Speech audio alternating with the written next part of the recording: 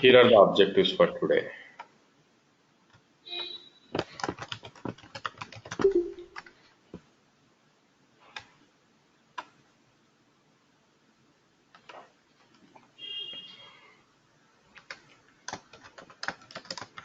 Taking Netezza database level backups and restores, doing restores.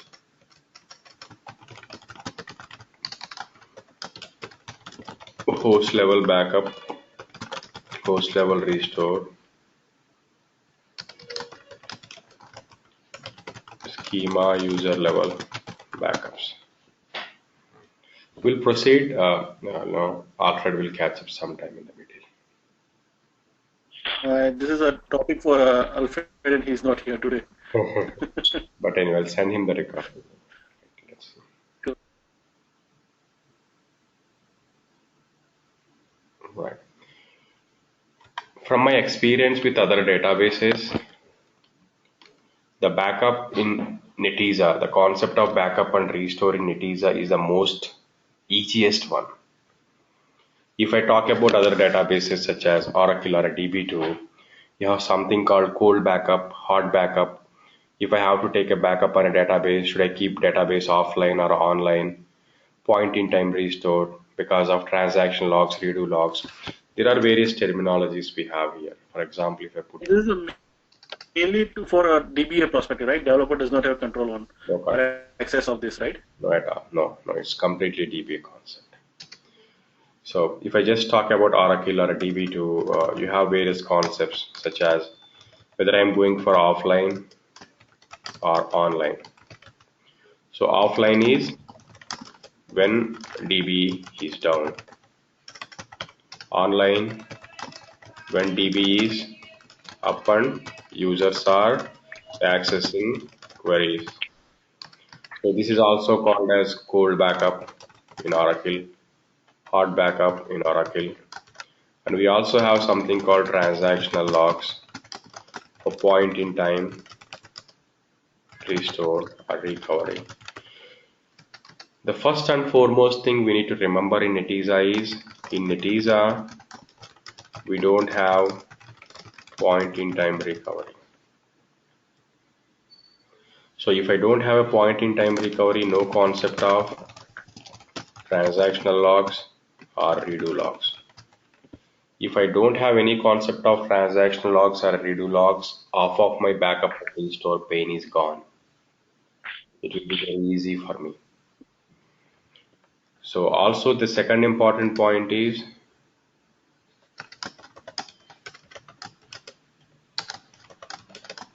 it's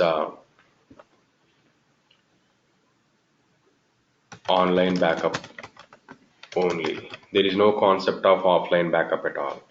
We don't have to bring any database down to take a backup. It's always online backup. Now the command to take backup is ng backup command. The command to take backup is ng backup command. But another important point is you can only backup one database at a time. We know, right? Netezza is a single instance multiple database model. That means under the instance, I can have n number of databases created. The only limit is infrastructure. Do I have, let's say if I have like this is my Netezza instance. I have enterprise data warehouse. I have a BI database. I have some other data mart 1, another data mart 2, like this. There is no way you can take backup of all databases with a single command. You have to run backup of databases individually. Right? The command that will help me to take backup of a database individually is ng backup command. If I log into Netezza host,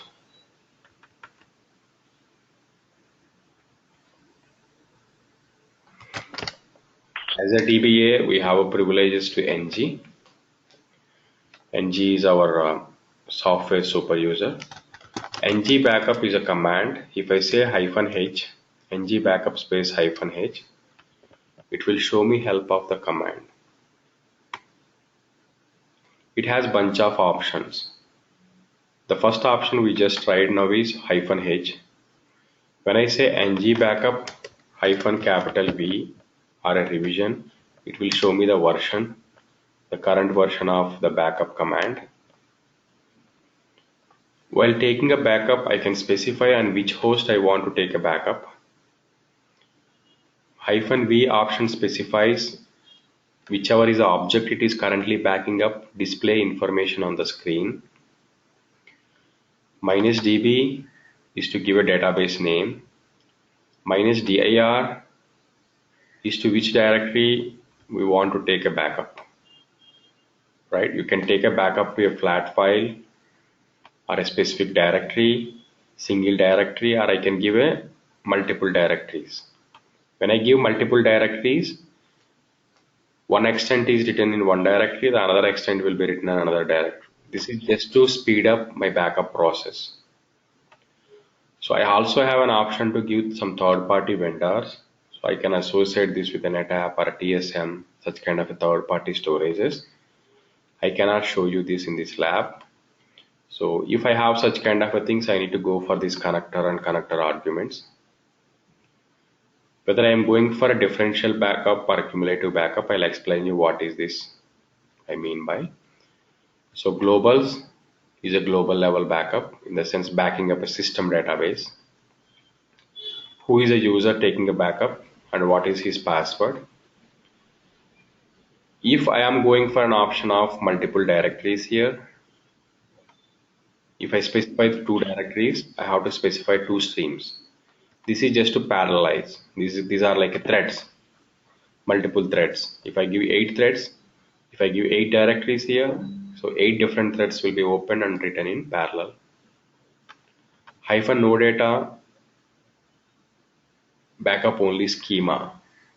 If let's say Bliss put a request to Sanjay saying he would like to have a production database restored in one of the non-production, right? But generally that request won't be honored because production data you cannot get as it is. The step number 1 there is copying the schema only without any data, right? This helps us to get only schema of entire database. -drop data is for performance testing team. It just makes the backup complete, but it does not write anything. -history will show entire backup history. Whenever I take a backup, each backup has a backup set ID. So we'll talk more on this with examples. Whenever I take a backup, I can give a secret code. So that while restore, I need to give a same secret code to restore the database backup. Right. So that's an exhaustive, so don't worry about it. We have a class now for the next 90 minutes, as well as I have an exercise on this backup and restore that will help you to understand all those terminologies. So before we get into and take our first backup, we need to understand at least this terminology: full backup, differential backup, and cumulative backup. When I say full backup, whatever the changes happened on the database till that time, I'm taking. Let's say we take backup on Sunday. We take full backup on Sunday. Full versus differential versus cumulative. So we have days like this, right? Sunday.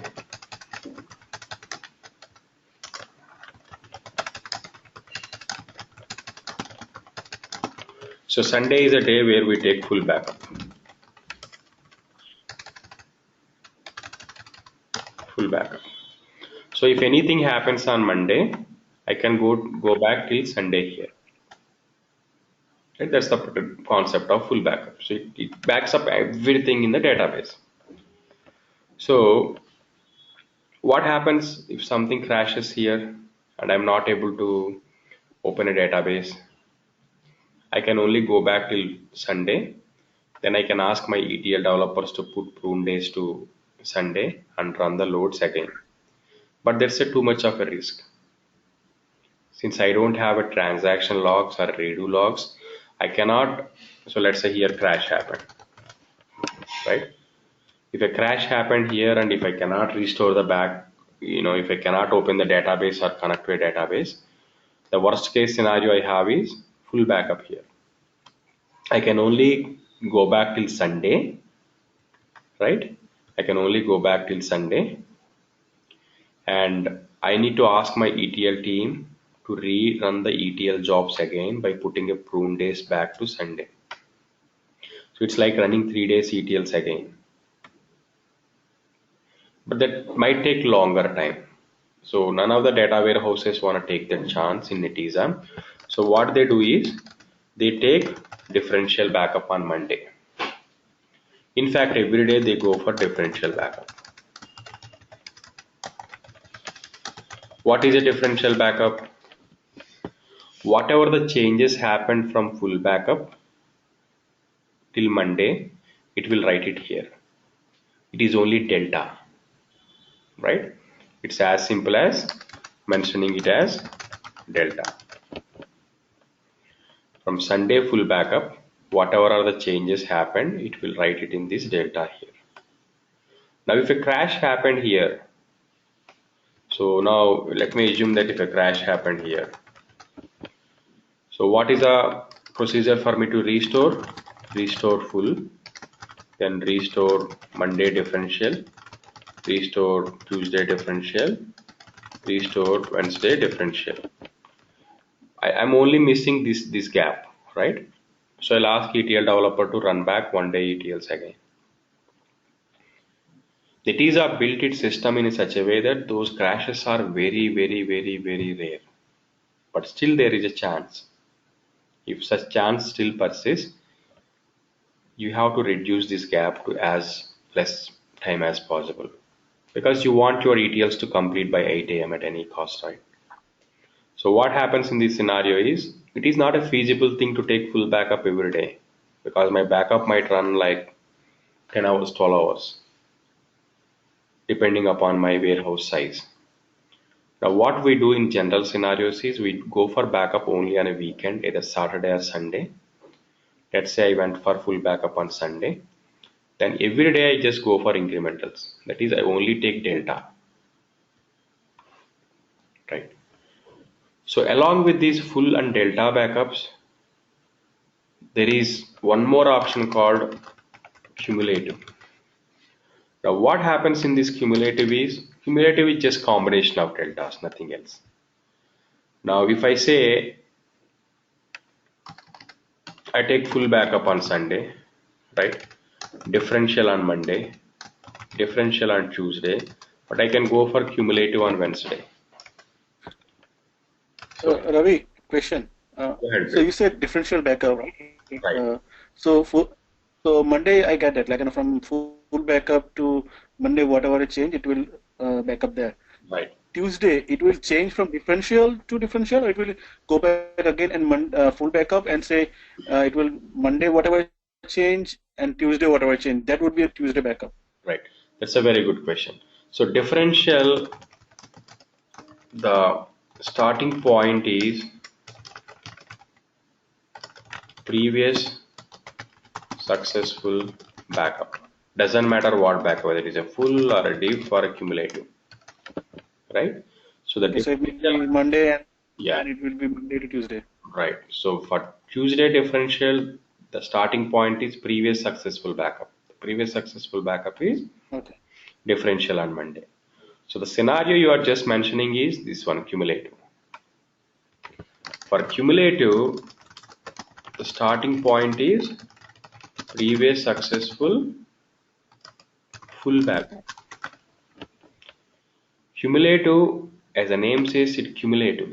It puts together all the changes from previous full backup. Right? So if a crash happened here, all I have to do is restore full, then restore cumulative. I don't have to worry about applying these differentials anymore because my successful cumulative is there. So this has all the delta from full backup. So what is the reason for differential and cumulative? Like, to use in which scenarios both? Right. So differential is faster because it talks about delta from only previous day. Okay. Cumulative is little slower than differential because it talks about delta from previous full backup. It's like taking a delta of like last 2 days or 3 days. But Okay. the advantage, this might be a pain while taking a backup for cumulative, but the advantage is I don't have to do 4 restores here. I can simply go with 2 restores. So these 4 restores, if let's say taking like 2 hours, this 2 restore might finish up in like 1.5 hour because I don't have to restore 3 differentials. I just have to restore 1 cumulative. You see the point? So it's all depends upon what is RTO. So there is something called restore time objective, right? When my system crashes, how fast are my business want my application back? Right? This makes more sense to me from OLTP environment, right? Because that's the first-hand data you see. But on data warehouse, it makes little sense for me to take a cumulative, right? Okay, yeah. This scenario is possible. Probably instead of taking full backup on every Sunday, I can go for cumulative on one Sunday, taking full backup once in 15 days. It all depends how faster I want to bring back my application because restores take time. Restoring Monday differential, Tuesday differential, Wednesday differential, just a simple process of restore full and restore cumulative. Now let me take this scenario one more time.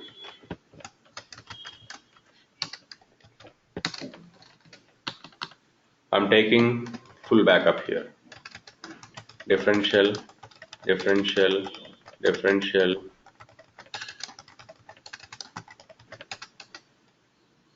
So I'm going for a differential.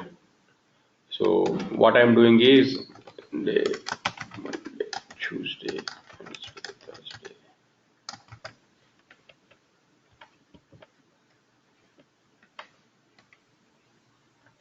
So I'm taking a 15 days gap now. So I'm not taking a full backup every Sunday.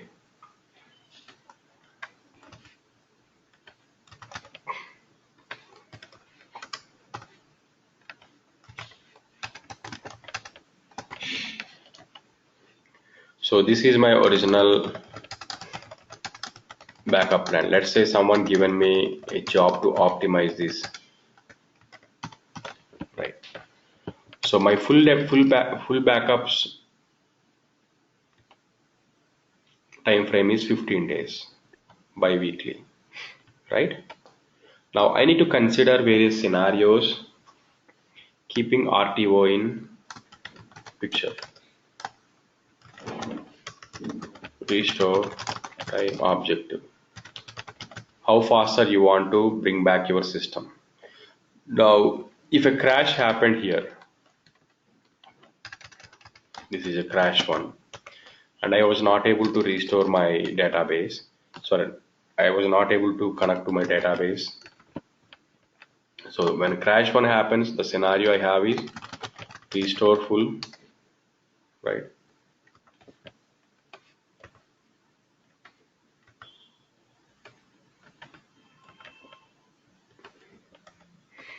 Then restore diff1, restore diff2, restore diff3, plus run ETLs, right? For the missing period. Now what if there is a crash happens here?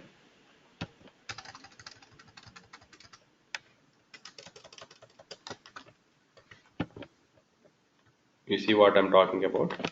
If a crash happened here, I have to restore full. So then I have to restore all these differentials.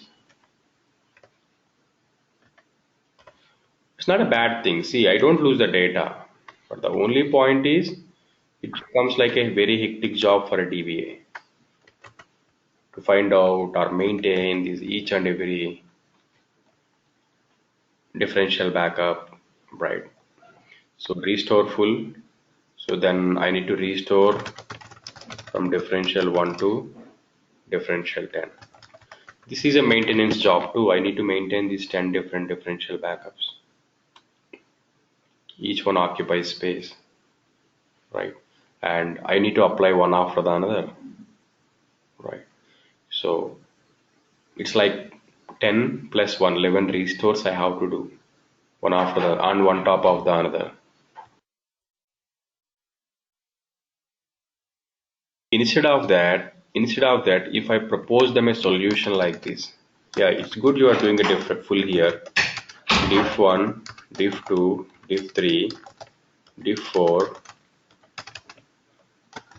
diff 6, but go for cumulative here. That means when I say my cumulative is successful, I can discard all these differentials. I don't no longer need these differentials anymore, right?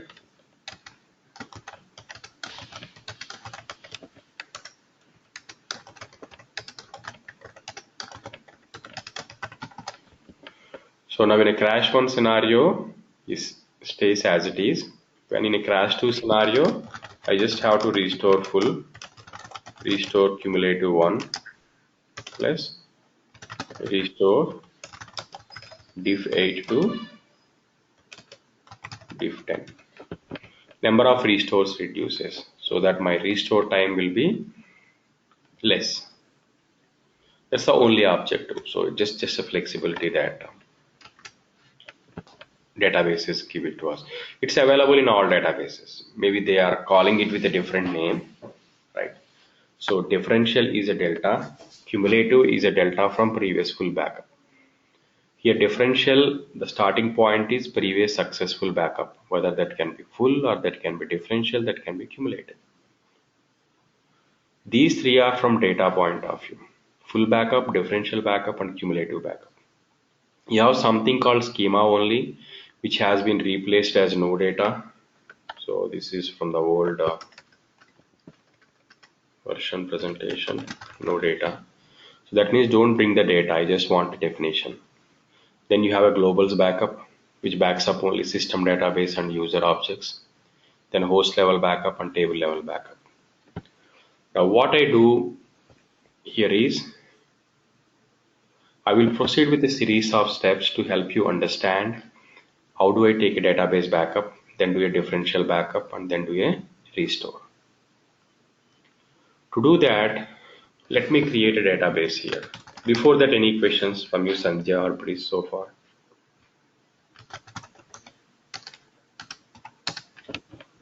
Good. Yeah, we just discussed like I'm okay. Actually, you're okay too, Sanjay?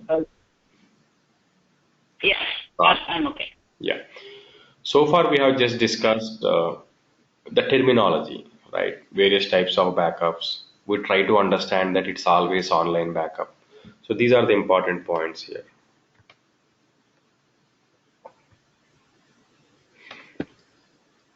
We don't have a point in time recovery concept. So that means there is no concept of transactional redo logs. This is the most pain to any DBA. So that means we might lose some data. For example, if a crash happened here, for example, you have a backup of Wednesday 8 a.m., but a crash happened in the afternoon 12 p.m. You lose 4 hours data. But this is just a data warehouse, second-hand data. You can get the same data again from a OLTP systems by running ETLs.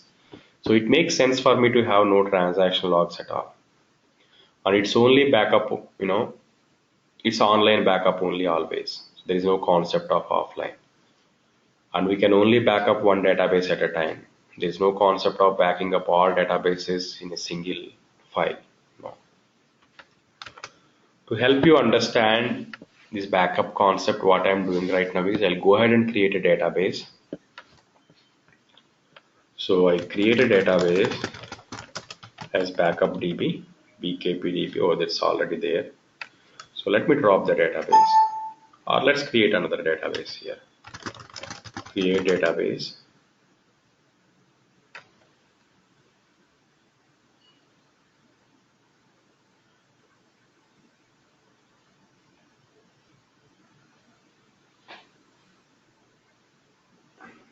BIDB.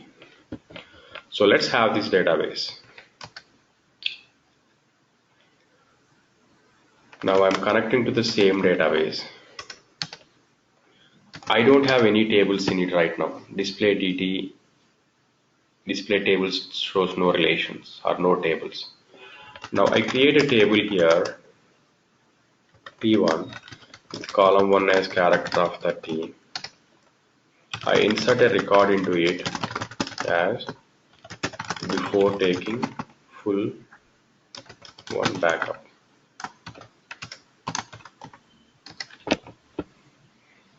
What I'm saying is I'm creating a table T1, I'm inserting some data into it.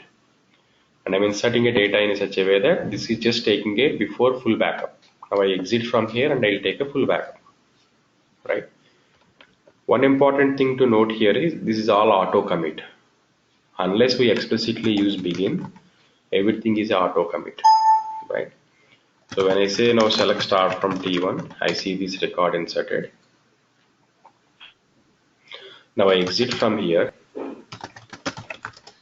If I show the help for ng backup one more time, my host name is Netezza. You can find out host name using uname -n.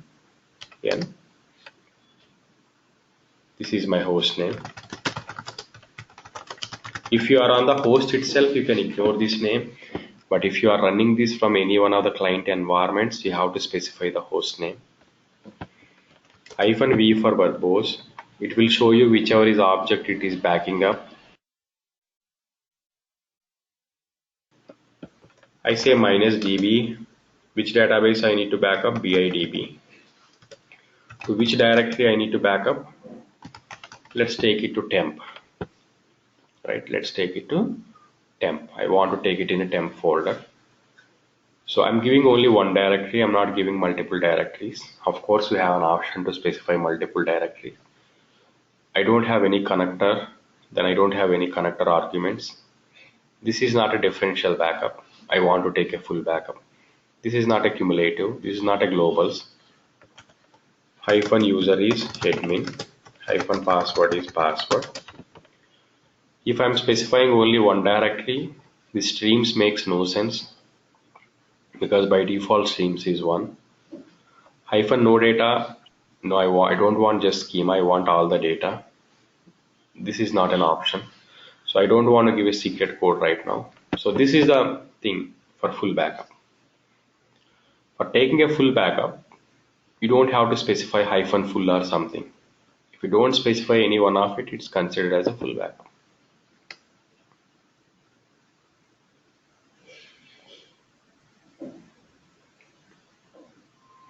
You see, whatever the information you are seeing on the screen is because of -v option, verbose option. Otherwise, the cursor will just hang there and you will be confused like whether it is doing anything or not. Right? Till the process completes, it writes on the screen whatever it is doing. It is currently backing up materialized views, right? All the objects. Now it is writing it into this folder.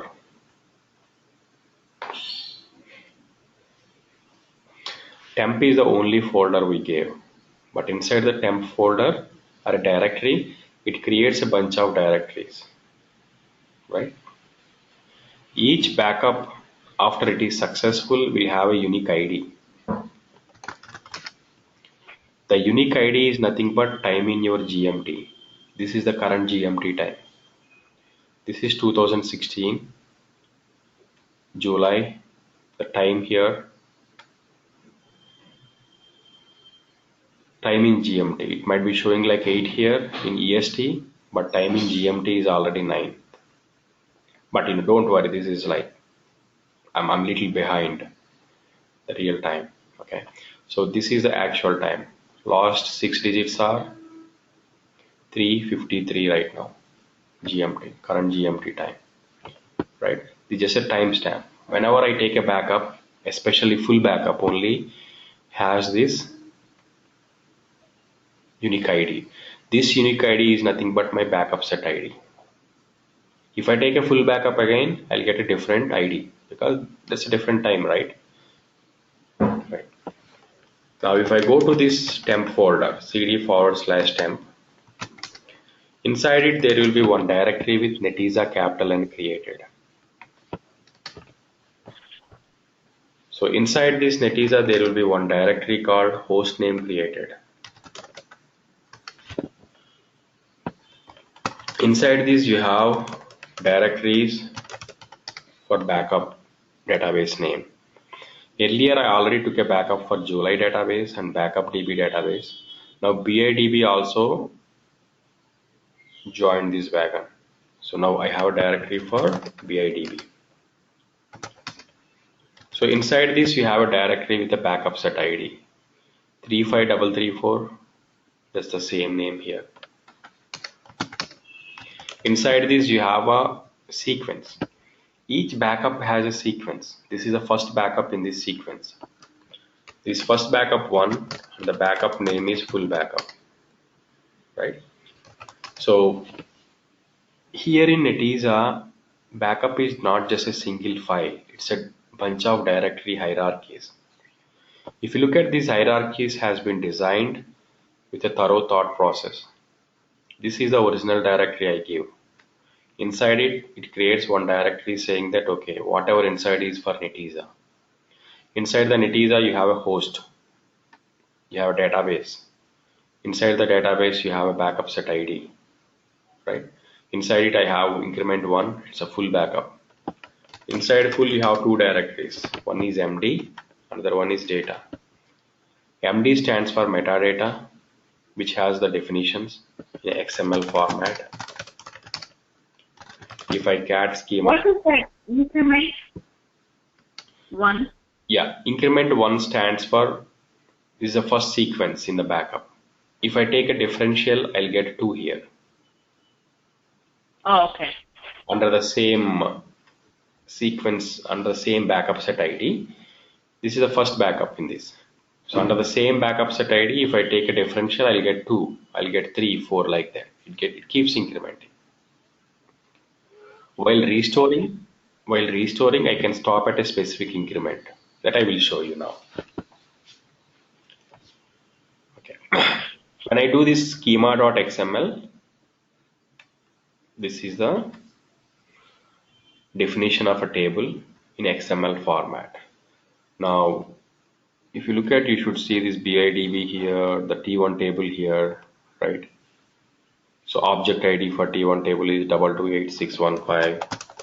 If I go to data directory, you see this 228615. This is just an external table. If you do cat, the data is in external table binary format. These are compressed internal binary format external tables only. So the point you need to understand here is, it might look like all new concept right now, but this is a very easy concept.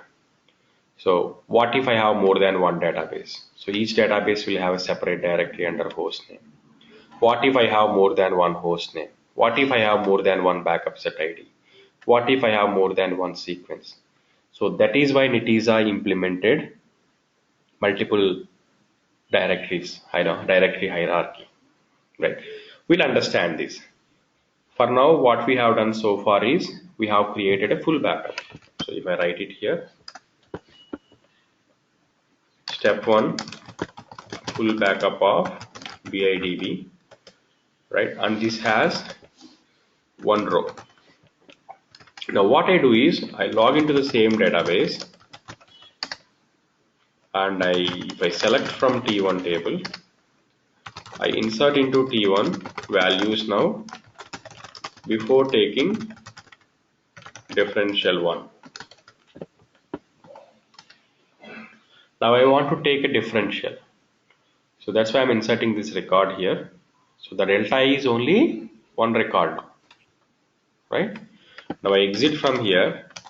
I say ng backup -h. So I run the same command. -host is Netezza, -v, -database is BIDB. I need to give the same directory. Okay. So I need to specify -differential same as previous command, but it's just that we'll add one more command called -differential. Right. Before I run this command, let me do Control C and show you backup history. There is a flag here called -history. So when I say -history, I can see the backup history of this database. It's a BIDB, backup set ID, sequence 1. It's a full backup and completed, what time it is completed, and where is a log file. Sorry, log file name. These log files are under ng kit log directory. So if I run this incremental now, it will pick up. See, this incremental has only sense if you have a full backup. Without full backup on a database, you cannot run differential or cumulative, right? This differential is nothing but delta, right? You have delta only with reference to full backup. If you don't have a full backup, there's no meaning of delta or cumulative delta, right? So this guy will pick up the same backup set ID. If you watch it here, it will say that it's getting returned to the same backup set ID. Look at this over here. 35334. Now it created with a sequence ID 2, right? Because differential only makes sense on top of full.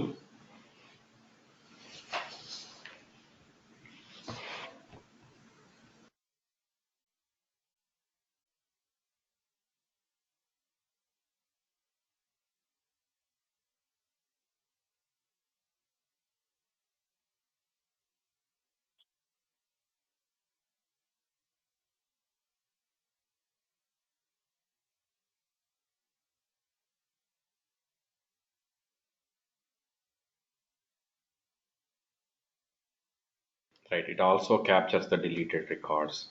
So that's the concept of groom. We'll talk later. If I go to the temp folder here, so we have Netezza with capital N. Inside it we have a host name. Inside it I have all the databases. Our databases is BIDB. Inside it I have only one backup set ID. Right? Inside it I see now two sequences. One was for full, two is now for differential. You see the differential word here. Again I have like both metadata and data here. Right. So it just stores in a specific structure. Now I'll go back and I insert another record. Select star from T1. Now I say that insert into T1 values before taking differential 2. Right, I exit from here. What I do is I'll take a differential backup one more time. Now again this differential is only sensible on top of full backup. So now it created with the 3 here, you see.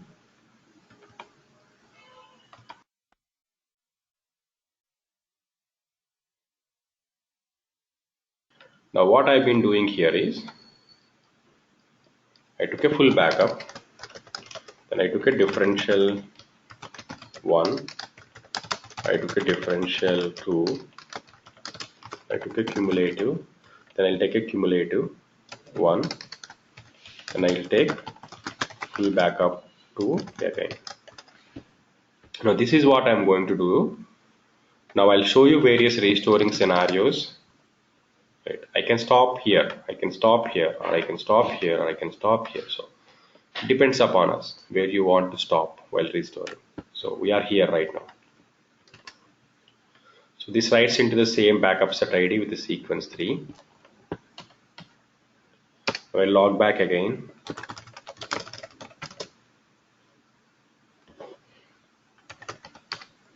Now I insert into T1 values again before taking cumulative 1. Exit from here. But this time instead of differential, I need to say cumulative. Cumulative is nothing but cumulative delta. So this should have all the records of differential 1 and differential 2 as well. This cumulative. So now this will come with a 4. Again, this cumulative is only making sense to me on top of full backup.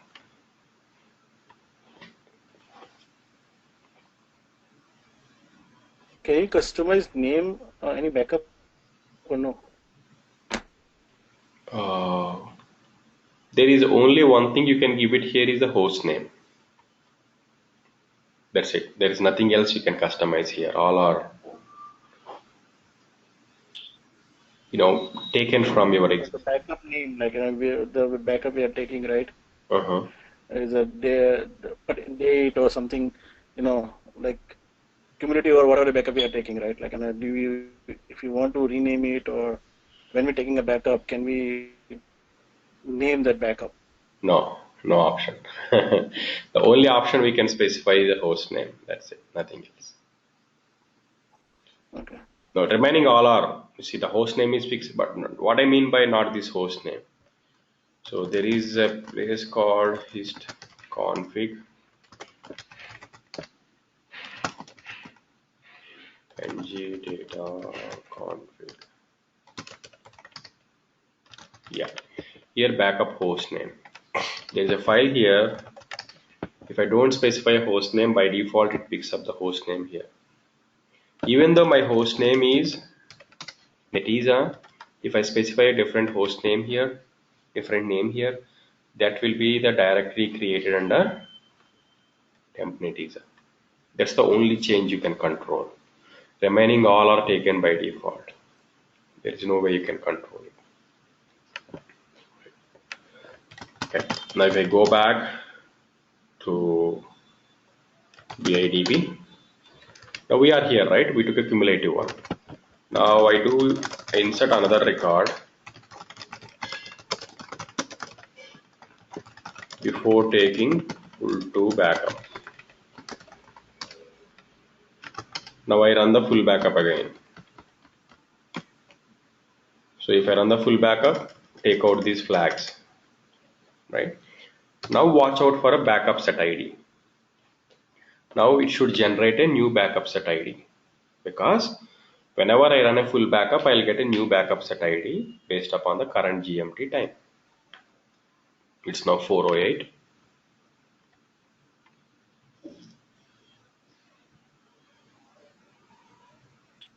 It started with one full again.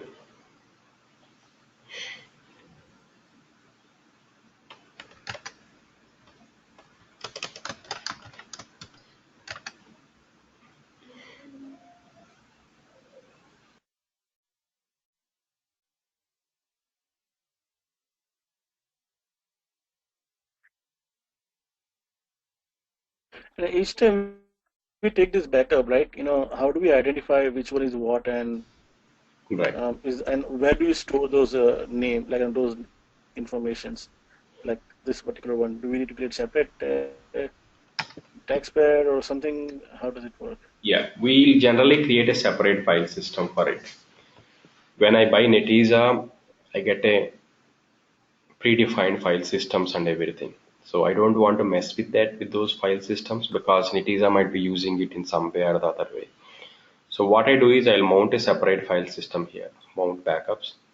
So I'll take all my backups to that specific file system. So I'll work with the Unix guy, make sure I have like respect to maybe 10 terabyte or 20 terabyte drive mounted there, and I'll take backups there. So we don't touch. No, I'm talking about like the storing those backup names, like that's 201607, this name, right? And that particular backup, like All right. So how do you recommend? How do you recognize that this is the Sunday backup, or is a timestamp, or Oh, that's a timestamp. Yeah, this is a timestamp. That looks like a concept. It's a timestamp in GMT.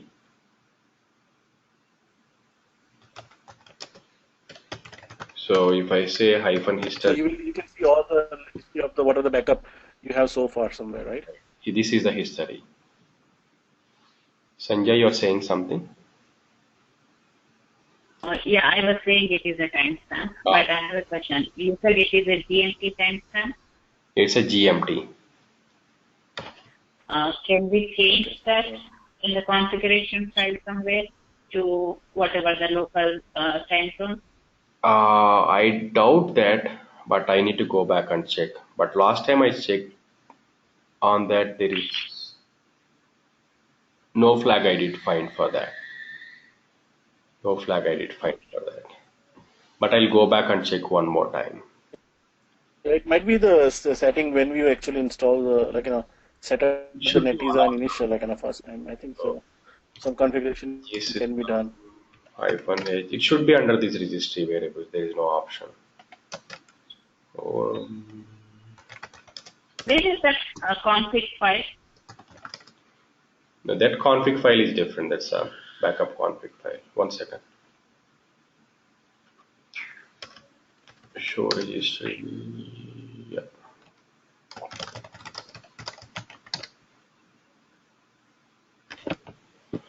No, I did not find anything for the GMT here. Right. So generally when I say ng system show registry, it shows me all the variables, parameters that I can control. I'm allowed to change, but under the guidance of IBM support. But I was just quickly checking for this. I mean, this is what I checked it because documentation also nowhere talks about it. It just says that GMT is a default standard. I was just checking if they explicitly wrote GMT somewhere. No, but there is nowhere. But the configuration file I was talking about here is under ng data config. So this is a backup. Only backup host name you can specify here. How did you do that? That find particular terms or in Netezza, Grep. if you don't know what exactly, you just want to find particular terms. What was that? Grep is a command. Like Control F on Notepad, it's a grep is a command. Yeah. Yeah. Grep -1. Minus I. Minus I. Means case Okay. insensitive. And what a term? Yeah, whatever the term. It's case insensitive, whether lowercase or uppercase. So only these two match the GMT word somewhere. Yeah, it's under the management. So Okay. I say there is no way you can change it unless support says I am wrong. So, right. And nowhere in the configurations you can set that.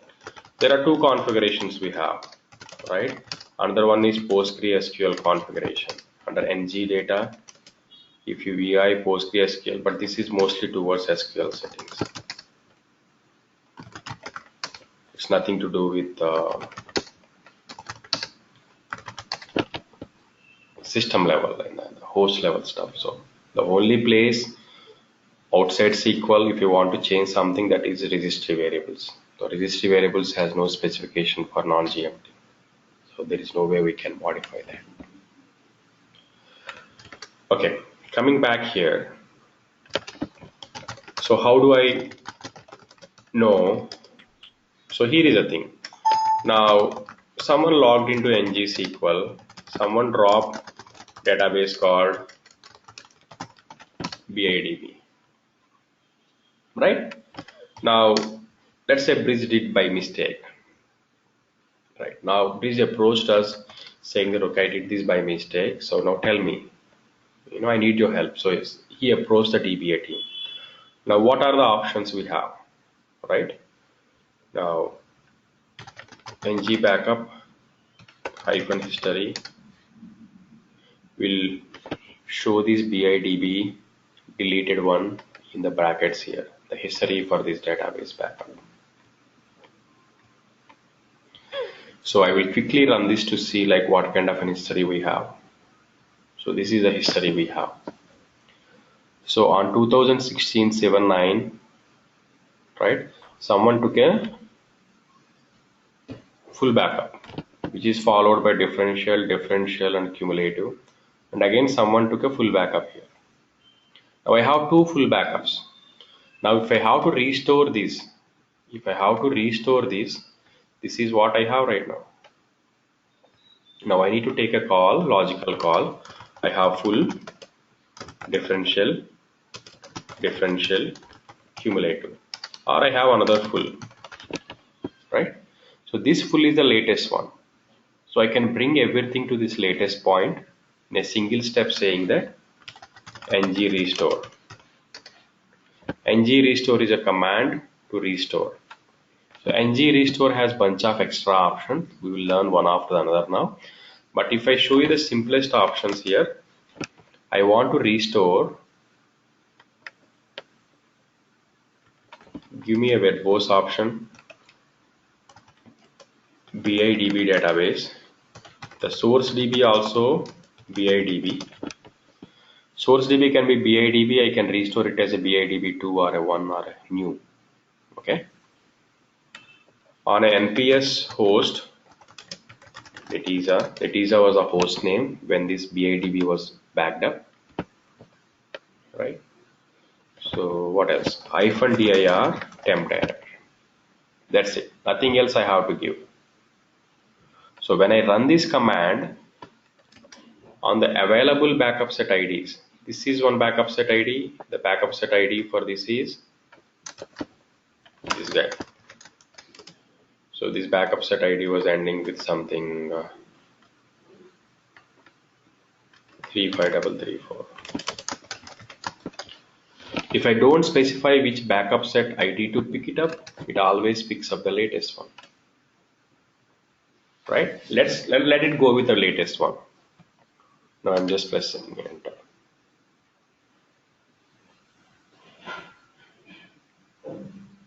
Now it will go ahead and pick up the latest backup set ID 40812.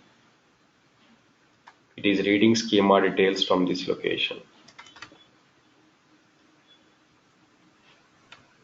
And it is restoring admin.t1 table. It's using only one stream because one directory.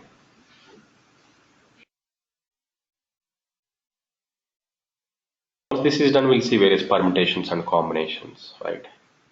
So it says that restore of increment 1 to BIDB is committed. That means my restore is successful. If I log into ngSQL, if I say \l, I should be able to see BIDB here. I can connect to BIDB. When I display tables, I should be able to see T1. When I say select start from T1, I should be able to see data till here. I have inserted a record here before taking full backup too. I should be able to see this latest record too. That means I brought everything to the latest point. You see what I'm saying? Right. So the simplest option here is ng restore. Show me whatever the command you are restoring right now, whatever the object you are working on. Restore into this database by taking from this database in this directory. This is the host name.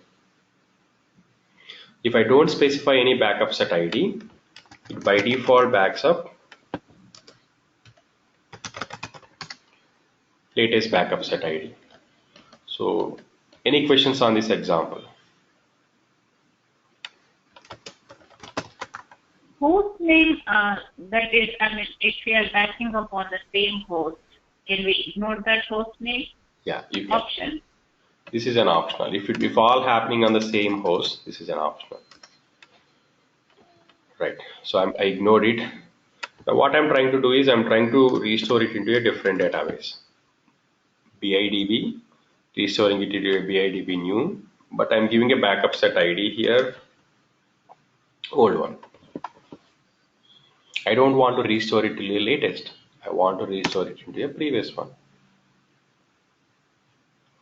Now it picked up, see, 35334, whatever I gave it here. Now it will be an interesting one now. It restores 1, then it restores 4.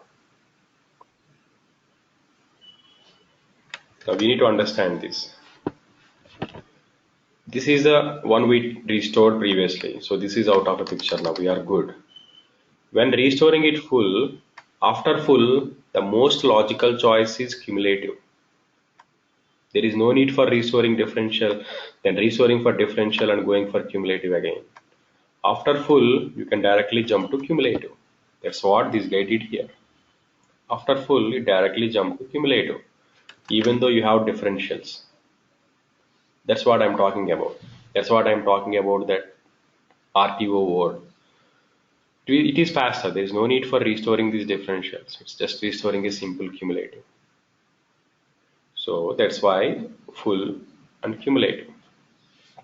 Now if I go back to this ngSQL and if I do \L, I should see this new database because I renamed the database. I don't want to touch existing, but I want to restore from a backup into a new database. So if I connect to the database here,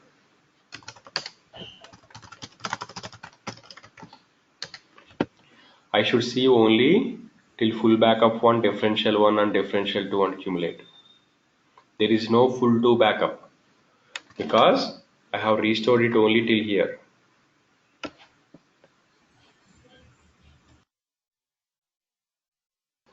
You see my point? Right, right. Let's do this exercise of restoring it till differentials one after the another. Right. There are some variances to it.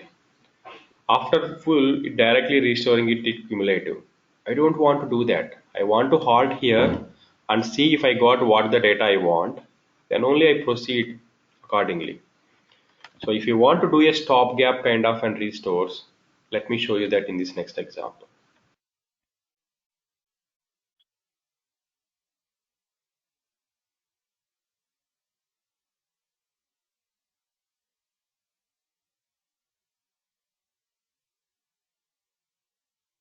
This is the option I need to specify. Only restore it till increment 1. So it cannot overwrite existing database. I am saying that new 2. Okay. When I specify increment 1, I have to explicitly log database. Right? The logging database will put this new database in a read-only mode. So you see this, it will stop right away after 1. It won't go for 2 or a 3 or a 4. It stopped. When I'm trying to connect to this database called BIDB new 2, you see a notice here at the starting. This is available for read only because I logged it. When I'm doing this kind of a stopgap restores, you have to log the database. Because if I'm going there and trying to create a new table, it's a database inconsistency. So it won't allow DDL or DML now. Right? If I'm trying to create a table called T2, it shows that database is read only. Now when I say select start from T1 now, you should see only one record. That is before taking full backup. Because I have restored it till only increment 1. Now here comes the next logical choice. Once you restore full, you can go for cumulative, or once you restore full, you can go for differential, then you go for another differential you took here.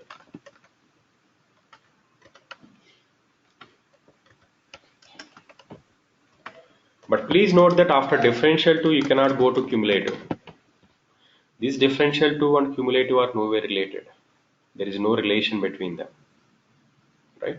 So this is not a logical choice.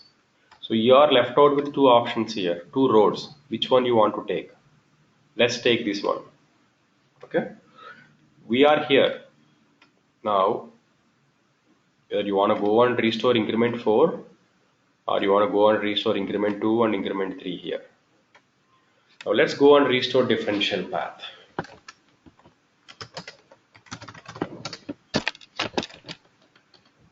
The option you have to specify is restore it till increment 2. Now it will restore increment 2, that is differential, first differential on top of it. You see it here. This is the most easiest way of backup and restore you can get. Right.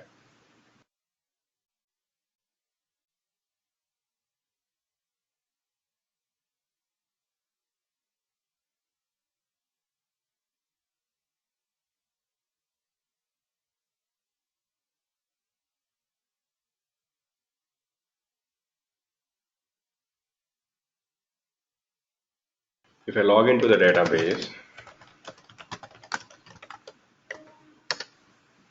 when I say select star from T1, you should see before taking differential 1 here.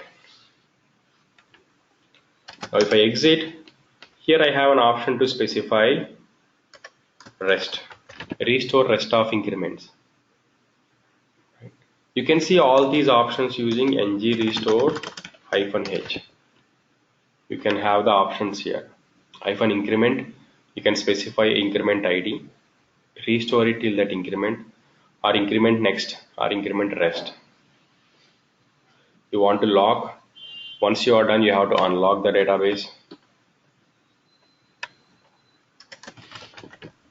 It will restore rest of the increments. After 2, the logical choice is only 3.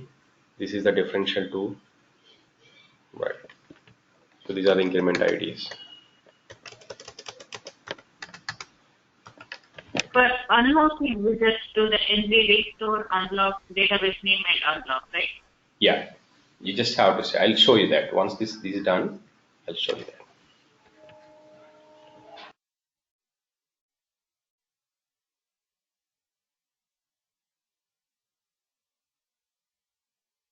It's just a stopgap restores. Like you can stop anywhere, like any increment you can stop. If you don't want to take a chance, just go ahead with the default options.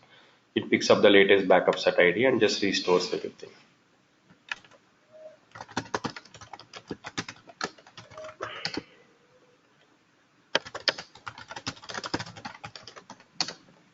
You got it like differential 2. Now there is no way you can go further because you are exhausted the logical choice. So full differential 1, differential 2, right? Increment 1, increment 2, increment 3 to restore.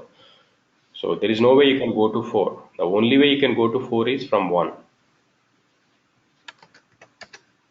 Right? Now you have to stop, right? So because it's still a notice, it's still a read only.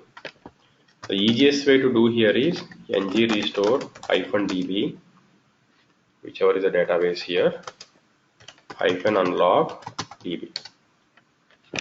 This will unlock the database.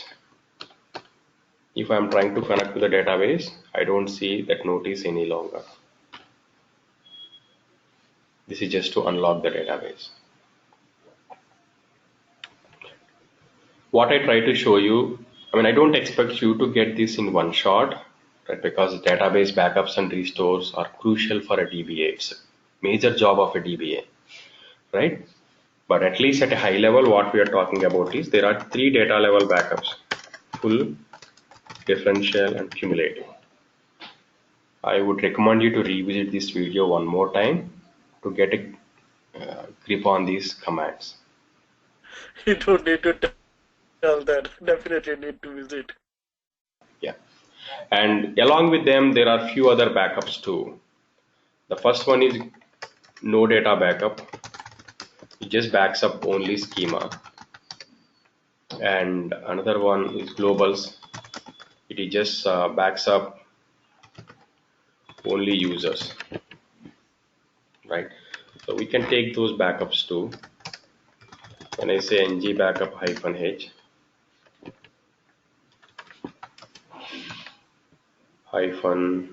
-db, if I say test db to -dir temp, I need to specify -no data.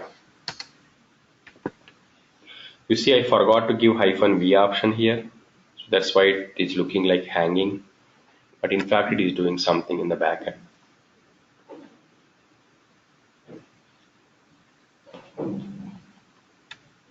So -v always makes feel comfortable.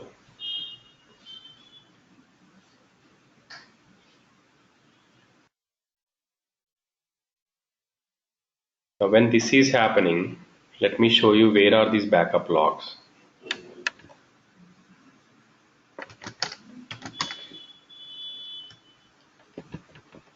When I say ng backup -history, it shows me the log file location.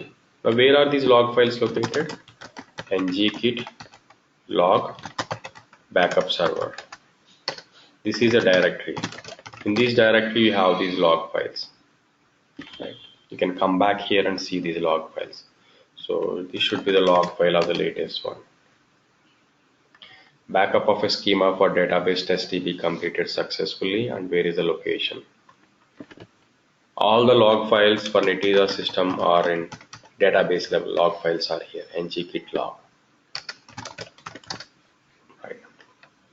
Now if I go to the temp folder, if I go to Netezza here, under Netezza the host name, you see a directory called testdb now created.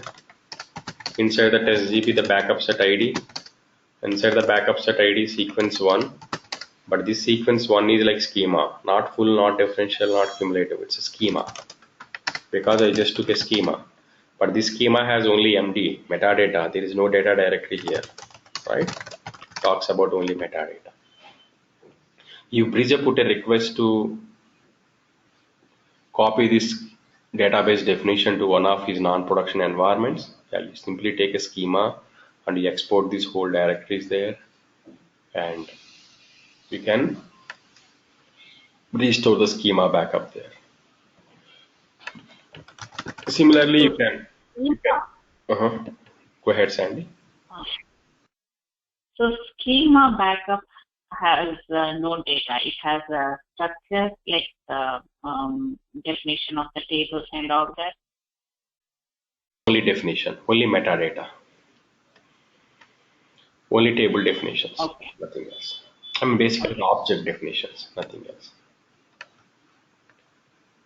Now, basically, it's easy to duplicate database structure. Yeah, data dictionary duplication, if you put it in terminology. Right. Similarly, you have something called globals backup, which backs up users. When I say ng backup, I should not specify any database when I specify the globals. Right.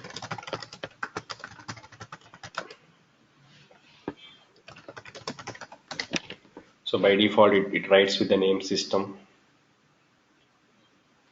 So it just backs up users, right? Because users are not associated with any individual database. Users are created in a system database, and those users will get a privilege to access individual databases. When a database administrator runs a command called create user, those users are associated at a database level, at a system database level, right? We just give a permissions to those users to access the individual databases or objects within the database. So you see a directory called system created with 1 and users. Only metadata you have. So similarly, schema.xml, right? So you have all the, again, system level privileges too. The user gets whatever the privileges. All the global level permissions. If I given a user global level privilege, that will be also be backed up. So here is a thing you need to consider when we do data migrations, right?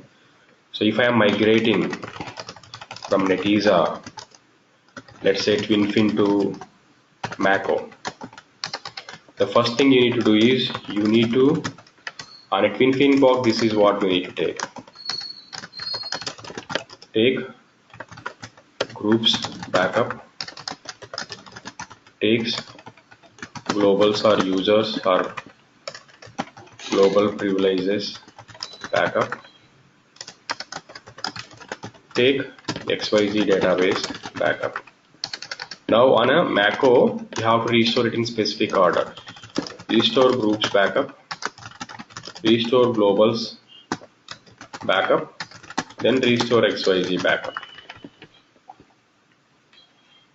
Right. So these kind of a migration projects are like very rare opportunities, but whatever the Netezza implementations right now, you will get a pretty good opportunity in these migrations because Mako is doing pretty big and TwinFin is like little older in the market, like 5-6 years already.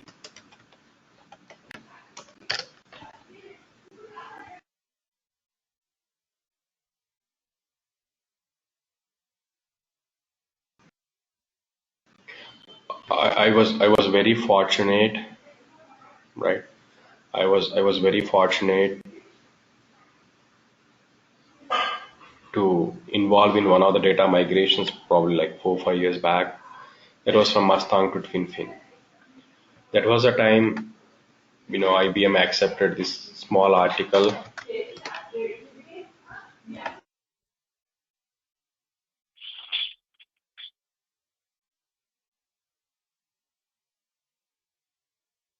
right? If Nice.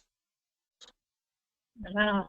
yeah, simple one, but they have some kind of restrictions like don't put more than 200 or 300 characters or words. So we could not able to put much, but whatever at a high level, this is what we did to migrate from Mustang to TwinFin, right? So similar thing. There won't be any difference. So nothing changed from a major architecture point of view, especially from backup and restores, right?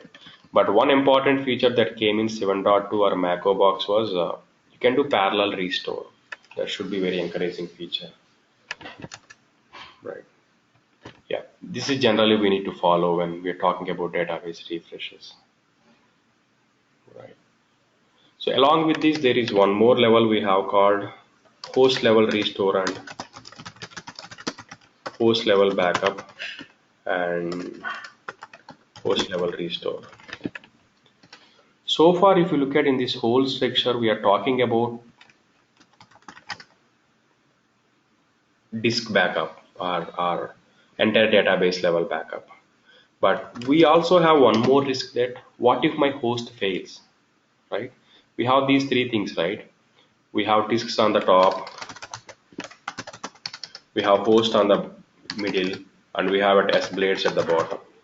What if my host fails? I have primary, I have standby, but I have standby in a high availability twin above architectures or above architectures. But what if both fail at the same time, right? So that's why that's a very, very, very minor probability, but still there is a probability. So what I have to do is I have to take a host level backup on a regular basis. It's very simple. It's like taking a file system backup. So host level backup is nothing but ng data backup. It just backs up this directory, nothing else. But this directory has important information like your metadata, your configuration, your plans, and all this information. The command is very simple, ng host backup.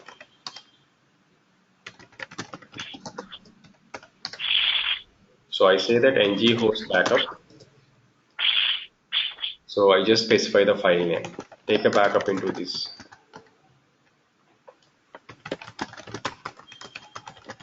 This is how I need to specify. But the important point here is when I am taking the host backup, it takes the system from online to paused state.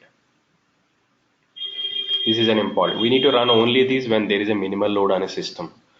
Why it has to pause? It needs a consistency on the metadata. It cannot take a backup while the metadata is getting changed.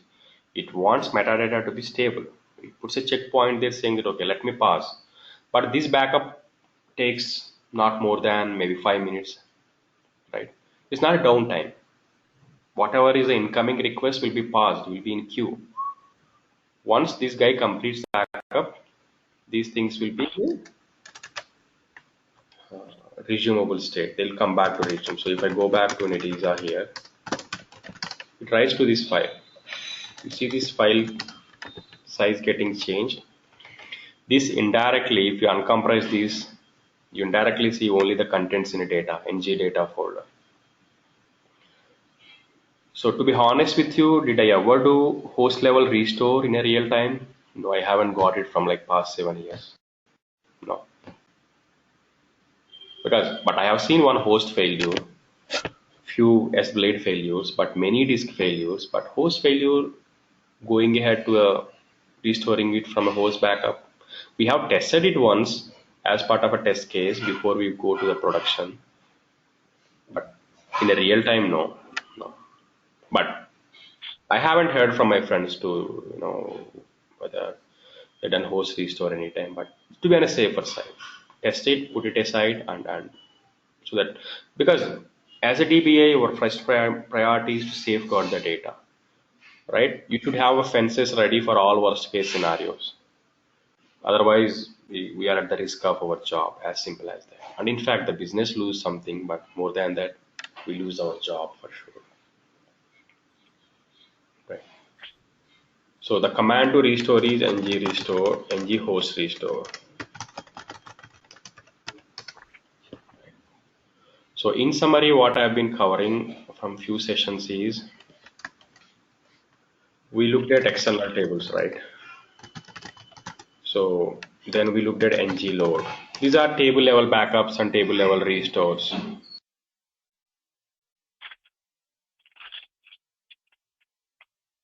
Backup. Then we looked at ng restore.